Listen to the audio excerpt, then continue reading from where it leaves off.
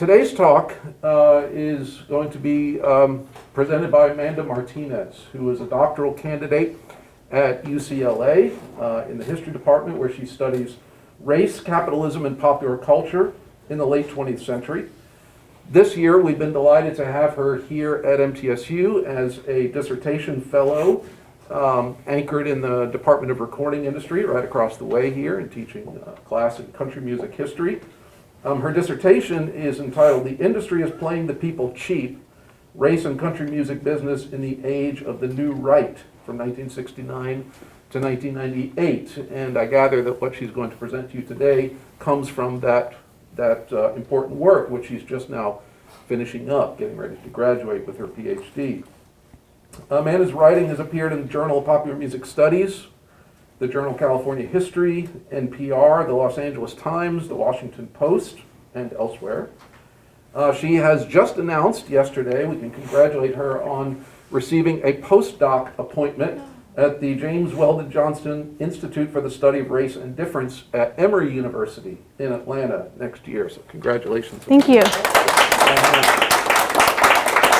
So her talk today is entitled "Tequila, Margaritas, and Mexican Beaches. Country Music Loves Latino Culture. So why doesn't it include more Latinos?" Please join me in welcoming Amanda Martinez. Thank you. Well, thanks, Greg, for that nice introduction, and thank you all for being here. I know it's the middle of the day, so I appreciate you all being here. So today I'm going to talk about country music and Latinos. I think that over the last couple years, have been having a lot more conversations about representation in country music, and particularly the lack of a Black presence in country music, and how we square this with the reality that country music is built on Black culture, Black people. They've always been a part of country music, so why haven't there been more diversity? So today I want us to think about another part of that question with regard to representation regarding Latinos in country music, especially considering the kind of heavy presence or existence of a Latino presence within country music from almost the very start.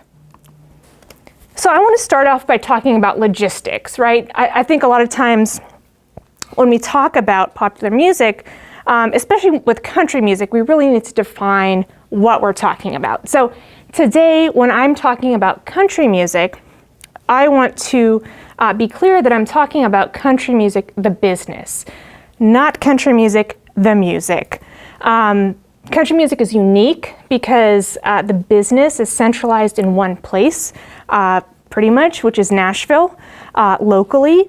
And historically, that town of Nashville, that system, has been the primary way that country artists make it and have an opportunity to succeed in the genre or the format. So I'm concerned today with the presence or the lack thereof of Latinos in commercial country music. I'm not talking about country music as the kind of nebulous art form, but rather the commodified marketing category. And what I'm really interested in is, the fact that a friend of mine named Andrea Williams, who is a writer locally, she focuses a lot on Black representation in country music. And she talks a lot about how this is a $10 billion town. Who has access to that money, right? So similarly, I'm presenting the argument that country music benefits from profits off of Latino culture, but does not allow historically Latino people themselves to be a part of the genre. So my aim is not to prove that Latino country artists exist. This is a response I often get, like, so-and-so is, a Mexican-American country artist. I've seen evidence of Mexican fans. That's not my point here. I take that here as a given. And my goal here is to show that, yes, they exist. So why haven't they had more commercial success? So this talk today is in part coming from an LA Times article I wrote this past summer. And I got a lot of really interesting feedback from the piece. I had to just shut the internet off because I got so much hate for this piece, and it came from all sides. So that was a really fascinating process.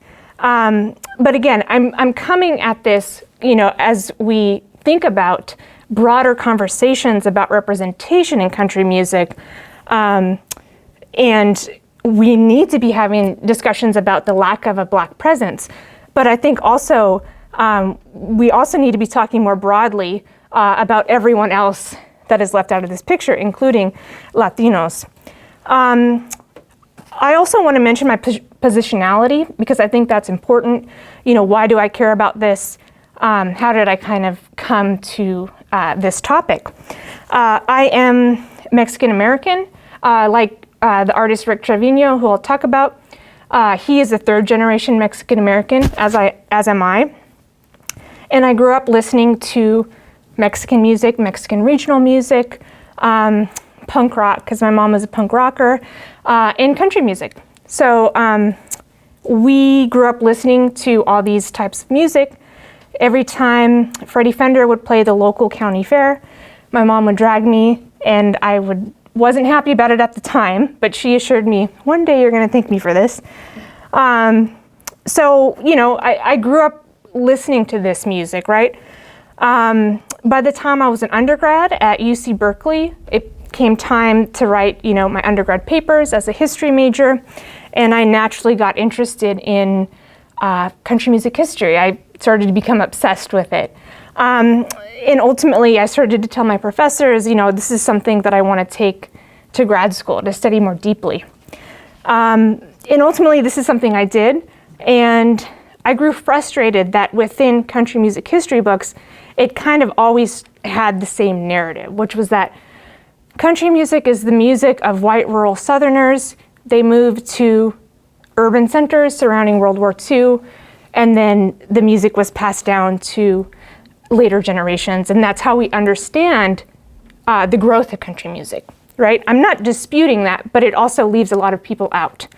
Certainly not a story that I could identify with, and once I went into the archives, it was clear to me that, Black and brown people have always been a part of country music in its creation, as artists and as fans.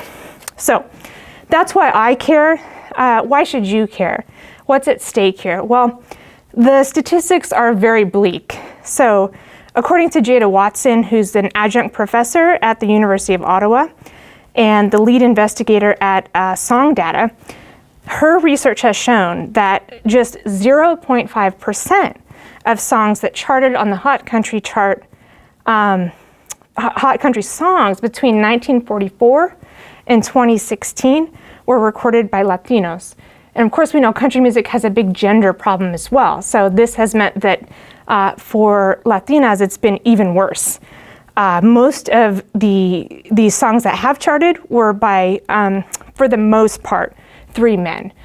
Johnny Rodriguez, Freddie Fender, and Rick Trevino. Now, despite the lack of actual Latinos in country music, it is not for a lack of love for the culture. This is just one recent example, of course. Luke Bryan's music festival in Cancun, Crash My Playa. And he also had another recent big hit with, One Margarita, I think, which I think that this bottom left clip is filmed there for the music video. And this is all also part of, over the last couple of decades, there's been this transition in country music to this beach cowboy kind of imagery. And almost always the beaches that they're on and the women that they're with are Latinas. It's beaches in Mexico or somewhere else in Latin America. So that has been a large presence in country music over the last 2 decades, especially if you think of someone like a Kenny Chesney, the ultimate beach cowboy. Right, and this is not new when we think about the historic Mexican-American presence in country music. If we go back, especially to the era of the Great Depression, thinking about a subgenre like Western swing, very much indebted to certain Mexican sounds. If you think about Bob Wills in many of his songs, the use of horns, definitely kind of mariachi adjacent sound at times. Around that time period in the 30s, you can also consider the border radio station called XERA, which is where the Carter family made a name for themselves in large part. And that was a station where listeners could tune in, and they would not only hear the Carter family, but they could hear Mexican-American artists like Lydia Mendoza. So you can see how there are roots there of this like cross-pollinated audience for country music. If you think about someone like Marty Robbins and his career-defining song, El Paso, very much an ode to Mexican culture, Mexican women. And then of course, the designer Manuel Cuevas, who worked for Nudie Cohn in the nudie suits that are so associated with country music of previous eras. So the roots are definitely there. And then also thinking of the present, as I mentioned, we have this this beach cowboy era in country music, but then also there have been other, recent popular hits like Miranda Lambert's Tequila does. She also just opened a bar downtown Nashville called Casa Rosa, which calls itself a cantina. She also started a clothing line for Boot Barn. And if you look at the marketing, it's very clear they're trying to tap into a Latino demographic based on the styles and the models that they use. So this is something that continues to be very much present in today. There's a piece I wrote for the Journal of Popular Music Studies where I basically make the argument that although country music was created as a marketing category along racial lines in the 1920s, I make the argument that in the 1970s, there was this potential to diversify country music, because this was a period by that point when the charts and evidence that I encountered that among artists and fans, it was very clearly multiracial, multi-ethnic, and that there was potential for country music to no longer be so closely associated or synonymous with whiteness. And the first big Mexican-American star to break through was Johnny Rodriguez. And what's fascinating to me about him is that his name is Johnny Rodriguez.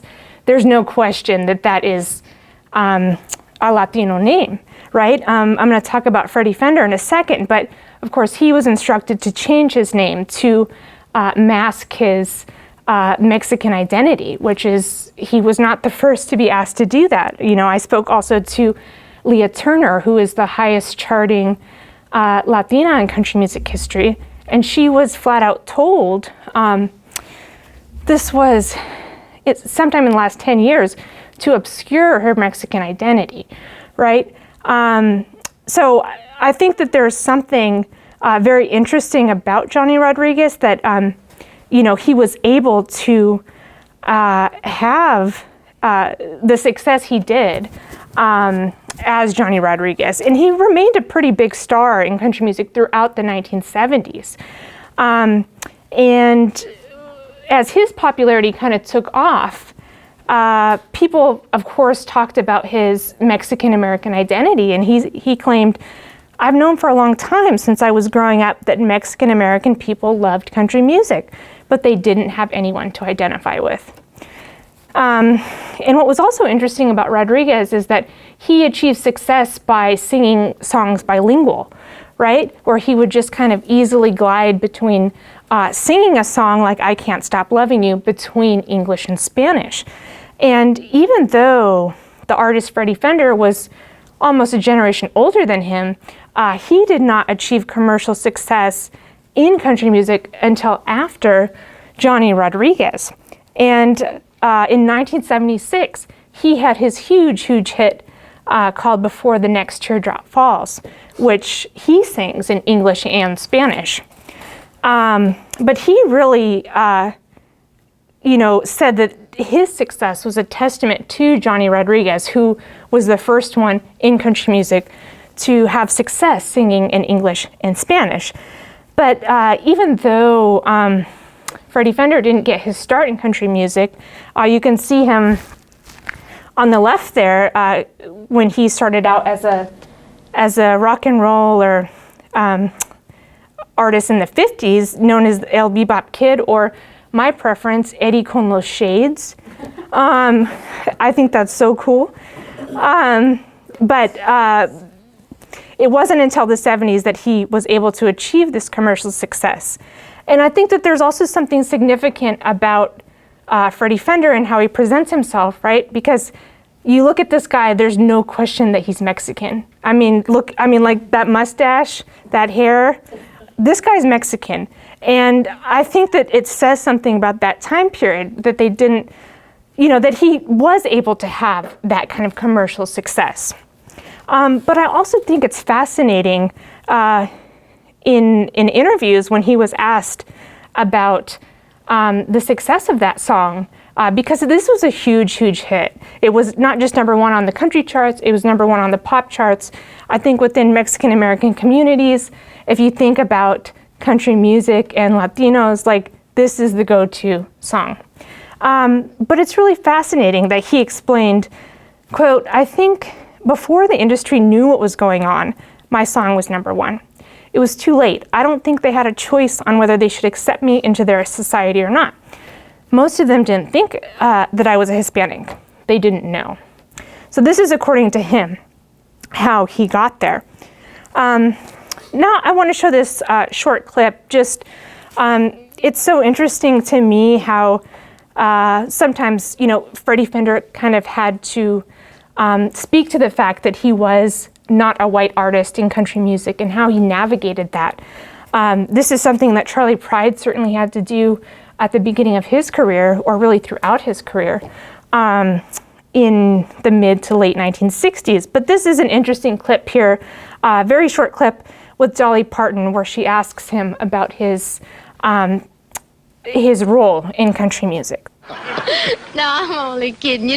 I love the kind of songs you do, but did you do country music back then? Well, Dolly, as you can see, I'm German and part Irish. And, Yeah, that's easy to tell. no, really. I used to play the accordion and sing Mexican songs, Chicano songs. And then I got into country music, and I started blending my English with Chicano, And also, songs from the 50s or the rock. And I came out with what you may call Tex-Mex rockabilly. Yeah, I love that subgenre, Tex-Mex rockabilly. But you see there how he feels the need to kind of speak to the fact that he is not a white guy in country music. It's just really interesting to see. Now, by the end of the 1970s, Johnny Rodriguez and Freddie Fender were, they had achieved a lot of commercial success within country music.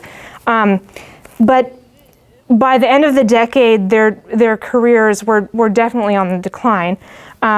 Same was true for a number of black artists who had some small levels of success.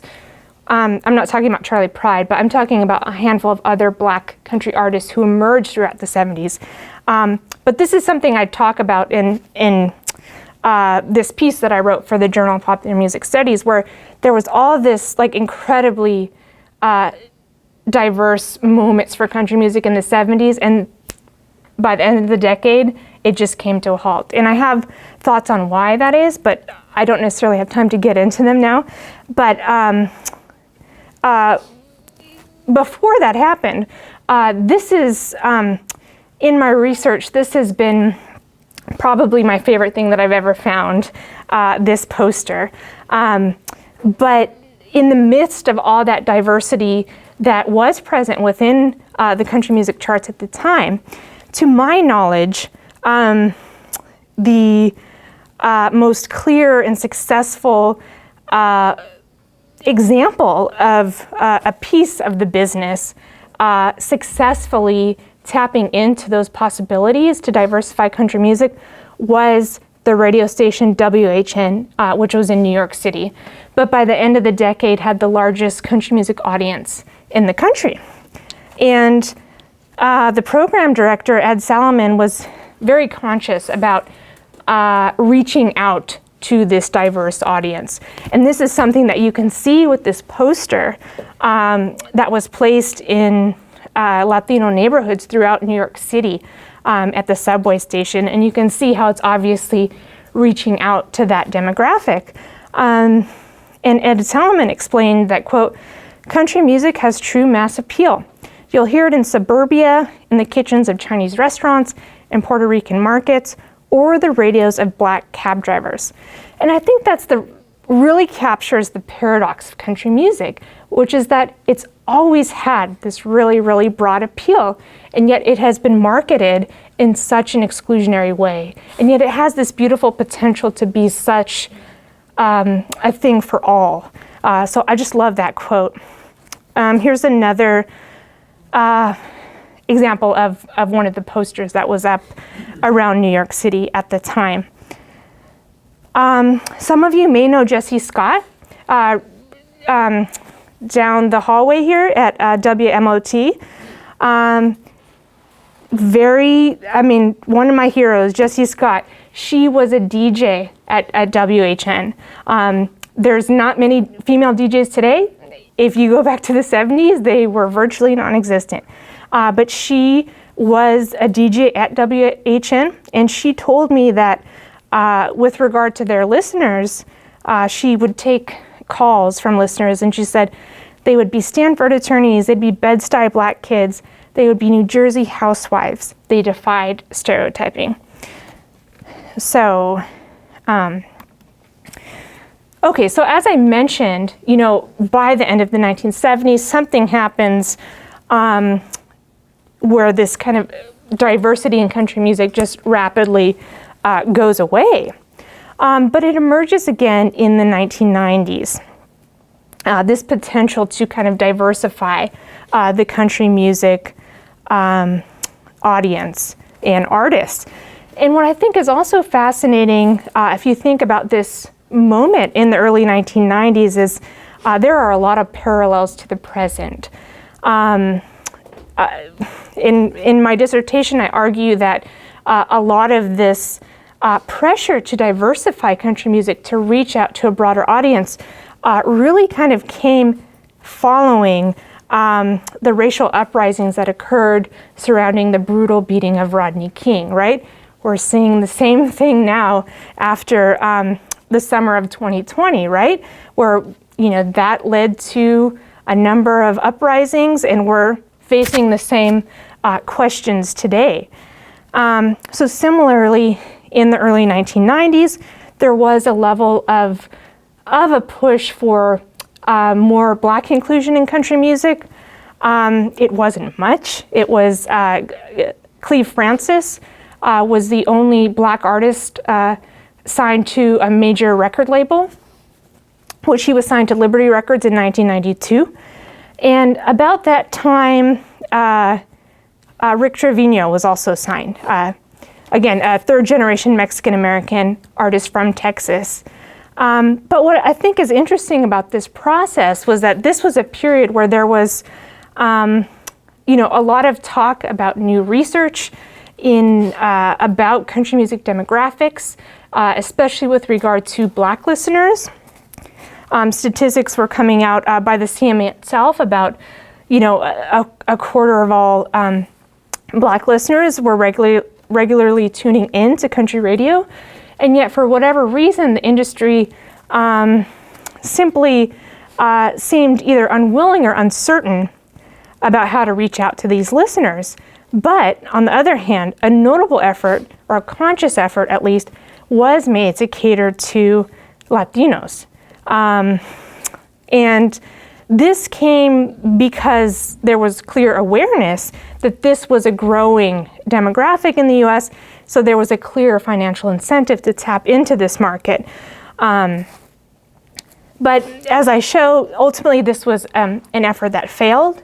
And I think it really speaks to the historic difficulty to market country music as anything other than something associated with white people, because that was just the historic framework. And I think, frankly, they didn't have an incentive to diversify it. I mean, that's the big thing. That's the big question for me, is this is a business and it's healthy.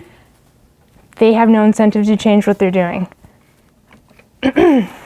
But during this moment when there was a small push to work towards Latino inclusion in country music, this was also coming on the heels of Tejano's rise, right? With the huge success of Selena and her kind of rise to superstardom, right? So at the time she was referred to as the queen of Tejano, and on the flip side, Emilio Navaira was referred to as the king. And he did make an attempt to make it in country music.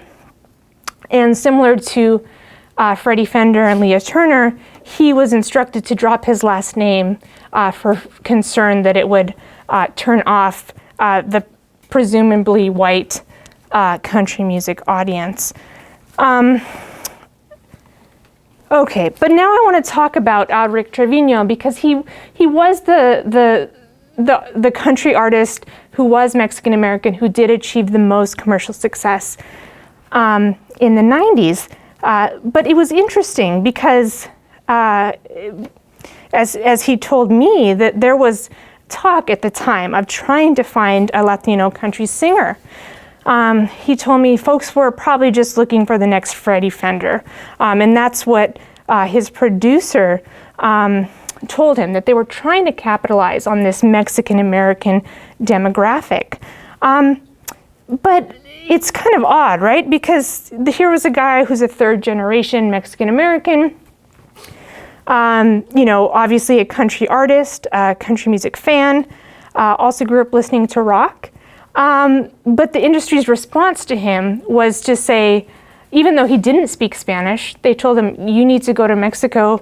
We want you to learn how to speak Spanish and record albums in both English and Spanish. This is something I've seen that he has expressed mixed feelings about, saying the record company decided to release the Spanish album first, which I thought was a mistake. My concern at the time was that people would perceive me as a Tejano artist trying to cross over into country, which I think gets to, the broader issue here, which is that there is this instinct within the country music business to other anyone who's not white, not straight, etc., right? So simply because Rick Trevino was Mexican American, he was not taken seriously, right? So this is an article from Billboard that says, Rick Trevino could have come across as just a novelty. However, programmers and retailers say the Mexican American singer's talent is no gimmick. And this reminds me of something, speaking to Cleve Francis, who had that, was the only black artist with a major record label in country music at the time.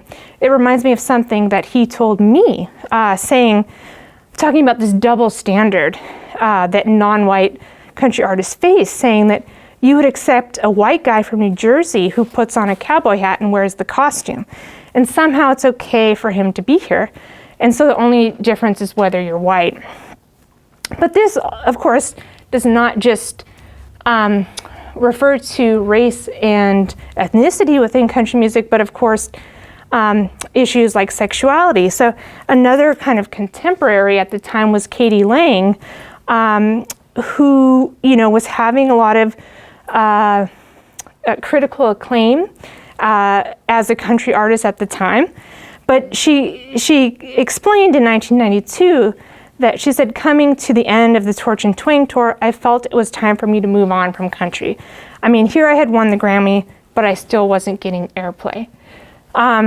So, and that reminds me even today, thinking about an artist like Mickey Guyton, who is a Black woman in country music, receiving tons of critical acclaim, nominated for a Grammy, and yet she's not played on country radio either.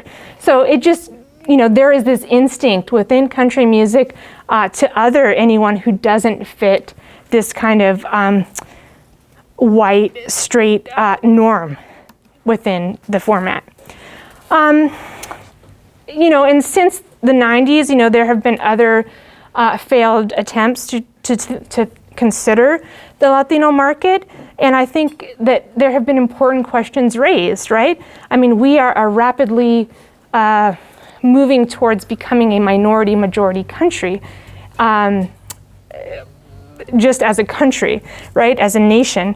And how is country music as a business going to grapple with that? So these are questions that were raised, certainly before this, but publicly they're being raised here in 2006 and 2007. What's been interesting over the last decade or so is that there has been a number of studies, particularly by the CMA, that absolutely highlight and speak to this diversity within country music with regard to fans and the potential to tap into those markets. So this is from a CMA report from 2019 talking about how certain artists like Miranda Lambert have a very large Hispanic following. Now, I think that over time, I think it's been clear that there has always been a Latino audience for country music, and Latinos have always loved country music. But my question is, does country music love Latinos back? And I think George Strait may be a rare exception. So this was in December. Vicente Fernandez, the legendary Mexican singer, passed away. And this was a tweet that George Strait sent out, just expressing his condolences about that loss. And it was really beautiful to see all these Mexican-American fans, be very moved by his tribute to Vicente Fernandez here. And I've, encountered a lot of clear other evidence that George Strait does have a special bond with his Mexican-American fans, especially if you go to, his shows in Texas or other parts of the Southwest. But that, I think, brings us to the present and where do we go from here? So, as I mentioned, this is a nation that is projected to become minority-majority within a handful of decades. We have a rapidly growing Latino population, and it will be interesting to see how the country music business can respond to this evolution. But again, the issue with this is that this is a business, of course, right? It's not necessarily about doing the most equitable thing, and this is a healthy business. So is it even possible to incentivize the powers that be to invest in diversifying country music when there's no financial incentive to change what's already working? But as I mentioned, right, to me, country music is a paradox because it's always had such broad appeal, and it's endured in ways that other types of music just haven't. So country music has existed as a marketing category for basically 100 years, and that's really unparalleled when you think about other popular types of music, right? If you think about rock and roll that, emerged in the 50s and it died out. I mean, people were talking about it as passé already by the 70s, right? Hip hop is dominant today, but it's only been here since the 70s. But country music, meanwhile, over the past 100 years has not only continued to exist, but it's continued to grow and evolve and, remain a mainstream presence. So I think that there is real potential in that, right? Because it has always, at the same time, had this broad appeal. But I can also see the opposite potential happening for country music, which is that because we are a nation that is rapidly becoming minority-majority, I think that people or the business of country music can also capitalize on white anxiety, right? Because country music is synonymous with whiteness. And frankly, this is something that it has done throughout its existence, right? And this is something we can trace back to the 20s, thinking about moral panics surrounding black music, whether it be jazz or rock and roll in the 50s or hip hop in the 80s and 90s. Country music has always been presented as the kind of white moral alternative. But you know, I think that this makes it not surprising that recent studies by the CMA have confirmed that a large portion of non-white country fans do not feel safe at country concerts. So the question that I have is, does the country music business care about this reality beyond optics? And I think, you know, only time will tell. So, thank you.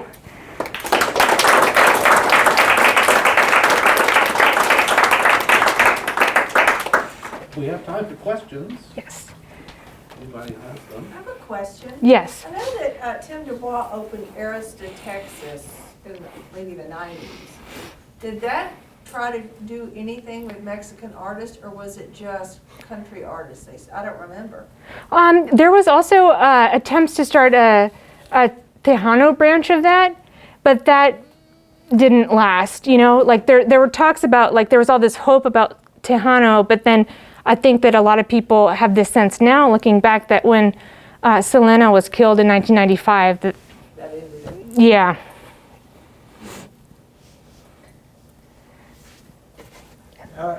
You just made me think of something in your presentation. I've always considered Nashville kind of a white city compared to where I come from. And I just wonder if country music had been marketed out of LA or if it had been marketed out of somewhere in Texas, obviously George Strait. You know, I wonder if there would be a different outcome just by where the business is located. Yeah, I mean, hypothetically, it certainly could have been different, but it's hard to say, right? I mean, because, yeah, I mean, it's hard to say, but certainly that could have helped. The precursor, you know, with radio, big ones were in Chicago, which was very black place. Yes. So it had the opportunity, but there were restrictions about black voices on radio at that time, so. Yeah. I know when Selena was alive, her music was like huge, and a lot of people don't really like hear about her as often anymore after her passing. I heard recently on the radio that they were going to age up some of her old songs so that she sounds older. Do you feel like this would be like successful and kind of I don't know. I'm definitely not a Selena expert, but that's an odd idea. Yeah, I don't know. But I listened to this podcast about her. I forgot what it was on. It was called Anything for Selena. It was like, blew my mind. But so I recommend that as like a nicer testament to her legacy than this odd idea to. I heard that it was like her brother that was okay. made up for like as a commemoration of her. Oh, interesting. Yeah. Yeah. Well, I'll have to look into that. Yes. Hi, my name is Rick. I'm actually MTSU alum from I don't know, 2002. It's been a while. Okay. But it's cool that you're doing this. Thank you. Thing. I've been in this since I was in school back then. Actually, the first instructor I came across that actually talked about Latin music was this instructor named Amy Macy. Maybe. She handed me a Los Super 7 album. Yeah. It had Rick and Wallo and all these cats that I knew about that I didn't even know were doing that particular project. But with that said, I know there's a lot of interest in the Latin world, and it goes in this cyclical way like it did back in 2007 when I was involved. And now, actually, I work for a band called the Mavericks. Yes. I'm in Nashville, but I work all Latin territories from Canada to Argentina for the band's label. And it's kind of weird because I'll take meetings in Miami, and they'll say, like, where's your office? And I'm like, we're in Nashville. They freak out because they why is there a Latin thing in Nashville? But where I'm going with this is, the country music business machine is, we already know how it works. They don't want you to be white, but they'll take every element of all other kind of music, pop and, So, with that said, we know it's a huge business. How much of that how much of that lack of interest do we attribute to the Latin community or artists? As far as like the talent pool. A lot of times, the labels aren't looking at us, but it's like, well, how much of that is our fault where maybe the talent isn't up to par? Yeah, A well, lot of artists kind of launch themselves with the gimmick of, I'm a Latino, let's see if that works. So that's always been my question. Yeah. How much of that? I think this is a good question because this definitely relates to, the lack of black artists, right? And you see that people over time are like, if we saw that talent coming in, we would sign them, but they're just not coming in, right? But I think that the burden shouldn't be shifted on, Latino artists or black artists, right? I think that the fact is that country music was created along racial lines in the 1920s, and I think that people who are not white know that this music isn't for them, right? And there isn't a model to grow off of and to build off of and to be inspired by. So, you can't fault people of color for not having someone to, and you go in, and I think another issue here is that this is a business that is not just white from the perspective of artists, but everyone at every level of the business is white. And so I think if you're an artist of color and you are going in auditioning in front of, a room of white people, you are thinking that they have all these ideas about who you're supposed to be, right? To really highlight your ethnic or racial identity, right? So I think that the burden needs to be shifted on the powers that be, right? Not artists themselves. But that's a good question because it kind of is like ends the argument a lot of the times when it's just easy to say that talent doesn't exist. Yeah, there's a huge country music festival in Argentina, and unless you know about that, you think, nobody's interested. There's a huge interest in the Latin world for the genre itself. Absolutely. Predominantly white country. I mean, it's Latin America, but it is a white country. There's a lot of whiteness. Do you believe the POCs who like playing off what you said, who don't try to put their music out into those label companies, do you believe, whether they be Latino, Black, Asian even, whatever, do you believe that some of them, maybe possibly the majority of them, don't put their music into those label companies in fear of possible retaliation or backlash from, let's say, majority white Americans who enjoy country music to like the heart?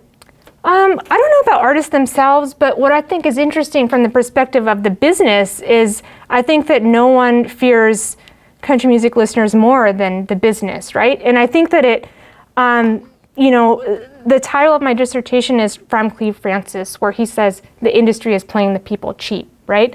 And I think that the industry has always looked at their listeners as if they're these racist bigots, which I don't think is fair, right? They don't even give them the opportunity to accept, an artist of color, right?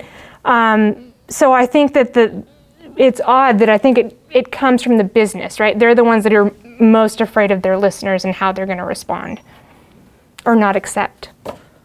I have a question. I'm an alum too. So from the business angle, you're talking about changing the names, right? I would argue that the name change, possibly, this is just for consideration, isn't so much to mask the ethnicity, but for marketing purposes, to be memorable, so that the audience can actually say the name. Well, but again, you're assuming that the audience isn't going to know the name, be able to say the name. However, there are white artists who are also changing their names for memorable purposes. Okay, sure, but I mean, that's not the focus of my talk here. So, from what I've seen about explicit reasons about why names were going to be changed, it was because of fear for how the presumably racist listeners were going to react. What I noticed in your presentation, though, was you had Freddie Fender and then the Rodriguez guy. And Rodriguez is a lot easier to say than the name, the birth name of these other people. So that's not to say that people couldn't learn their given names, but it would be easier to market as a business a name like Rodriguez or something else. Is that anything you would give in consideration to? I mean, I try to take the information that I receive or the documented testimonies that I've gotten from artists themselves, right? Rather than looking into what, the business people had in mind. I'm considered with how they feel as artists and how they're being received. Yes. Do you think there's also a problem of underrepresentation? Like, the Nashville dream, you come off the bus, you go to Tootsie's Orchid Lounge, perform, and you're famous. So do you think there's not as many Latin artists that get to be a part of that lower level of maybe being discovered, like discoverability, because you just can't even get in those doors? Yeah, I think that the door is closed in large part, right? And I think someone else I talked to was Valerie Ponzio, who was on The Voice. And she has, performed at that level as well. But I think that there's a level of skepticism that artists of colors just reach from even trying to get into the door, right? Where it's like, oh, are you sure you're a country artist? So I think that there is that skepticism at every level, so it makes it hard to climb that ladder. I hope I don't sound really ignorant here.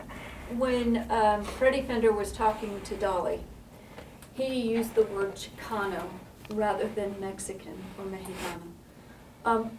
Is he making a distinction there? Is there a language? What's going on there that he's using that language as opposed to the language that you're using? Or what's the? Well, I mean, there's many different ways about how Latinos identify, and I mean, Latinos are incredibly multi-ethnic, and I think even Mexican Americans are incredibly multi-ethnic. So, for instance, I'm from California, and I feel like my experience being from there is way different from someone from Texas who is a Mexican American. But so, I think that there's that level. There's many ways to identify. But I think because this is the 1970s, right, this is coming off of the Chicano movement when that term was much more widely used. Yeah, just to touch on what she's saying, I am actually from like a small town outside from where Freddie Fender is. Like there's a water tower with a picture in San Benito, Texas. I grew up, that's where I grew up, like outside of San Benito, in a small town called Los Fresnos. And I'm first generation American.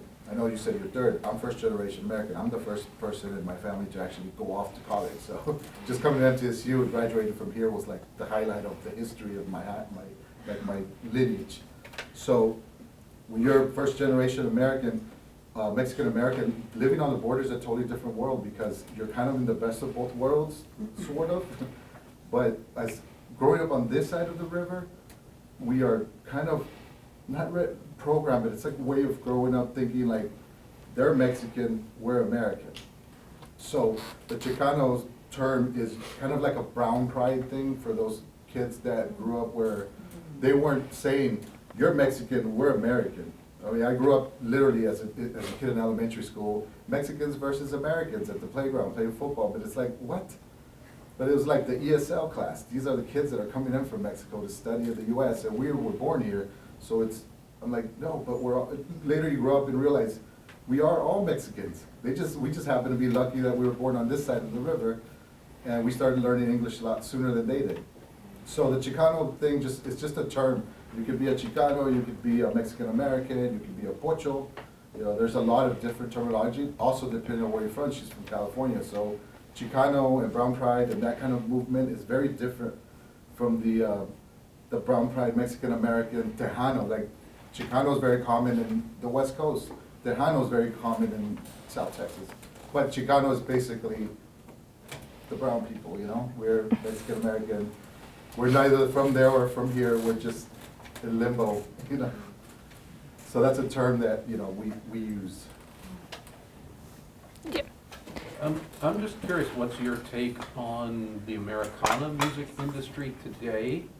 Which I think a lot of these questions, a lot of these issues apply to Americana, which is a different animal. It's country adjacent, but it's not the country music industry itself.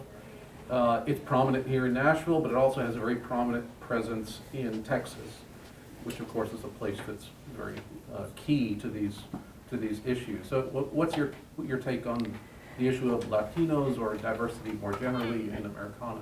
Yeah, I mean, I think it's interesting first just to think about how Americana started, right? I mean, it was in the 90s as a place for artists who were not taken or not accepted within commercial country music. So I think that element is interesting. I know that they've made a lot of more conscious decisions or attempts to diversify. So, you know, I applaud them for that. But, you know, ultimately, you know, I am in favor of however someone can make a living for themselves, make money off of, you know, being a career, playing the music they want to play as a country artist of color. However they can do that, I'm in favor of that. You know, it's hard to think about being an artist of color in country music and how you should navigate that today. You know, should you go, should you try to make it in country music or should you try elsewhere? And I don't know. I mean, I think also, you know, this gets into whole issues of like genres and boundaries and the kind of issues that creates as well. But I certainly applaud them for making those conscious attempts to be more inclusive. This is two parts. One, I want to make a distinction. You talk about how country music's always been widely popular, but really, up until the Nashville sound and the polishing, country music was not something to be proud of, and it was very looked down upon. And, you know, people at Vanderbilt would have been very disgusted with Music Row, say in the 40s or 50s. But I was just curious, how does country compare to other genres like hip hop, or we talked about Americana, but how does it weigh in with other genres and inclusion? Well, I'm certainly not an expert in other genres or anything, but two things that I want to respond to. One is I'm glad that you brought this issue of comparison up because I think that, you know, it's not completely fair to say country music is like, you know, this racist business and it's the only one, right? I mean, racism exists everywhere at every level, right? So in many ways it's not unique, right? To have this racial inequality that exists. But I'm glad that you brought up the class issue because I think that factors in here too, right? I mean, that was something that country music, you know, really struggled with, you know, from the 20s as hillbilly music up until the Nashville sound. And in large part, we can thank the CMA for keeping country music alive, right? Being a kind of, you know, PR campaign for country music. But I think in that process, right, of trying to constantly show to the broader public that country music is respectable, that listeners aren't a bunch of poor hillbillies, there is, you know, by default, this overlooking of anyone who doesn't fit that image that's going to appeal to advertisers, which is, you know, someone who lives in the suburbs with 2 cars and makes however much money, right? So I'm glad you brought up the class issue because I think that, you know, it absolutely affects the race issue. I was curious if I don't know, anybody can answer in here as to if you know about what the market share is in the Americas, North and South America, of country music, of Latin music broadly, and say hip hop music, and what percentage do you? We must be able to find those numbers of what percentage of the market broadly is taken up by people that are purchasing country music or purchasing Latin music or purchasing hip hop? Any idea? I don't have that number. Yeah, it varies. Like Yeah. Argentina will have a bigger influx of country music than, say, Colombia, where they're more urban and reggaeton and different styles, cumbias, you know, it depends on the market. There are a lot of big country acts in Mexico, like there was a band called Caballo Dorado who's played at every wedding in quinceañera. It's a Mexican band, you wouldn't think, but you know, their biggest hit is Billy Ray Cyrus, Don't Break My Heart. So, you know? If you took all that, you know, as an aggregate, you get any sense of how powerful Latin music is commercially compared to country music? She's here because it's very powerful on all fronts. Let's say in just about like any Latino community, whether they be from South Texas or Southern California, for the ones in the community who enjoy some of the modern day popular country artists like Miranda Lambert, Luke Bryan, and all, and they want to pursue a career in that genre specifically, maybe not exactly the same, but like similar to those artists, are they ever like looked down upon in the Latino community as sort of being accused of losing touch with their culture? This was a really interesting experience for me, that piece I wrote for the LA Times, right? About this issue, because I got a lot of hate for that piece. And as I mentioned, it came from all sides, including many Latinos, a lot of whom said, "What do you, like, you're an idiot, like we already have country music, right? Mexican music is country music, right?" Which wasn't what I'm talking about, the business of Nashville. But, you know, it was an interesting point. Yeah. You probably have lots more questions, but we've come to the end of the hour, so please join me in thanking Amanda Martinez.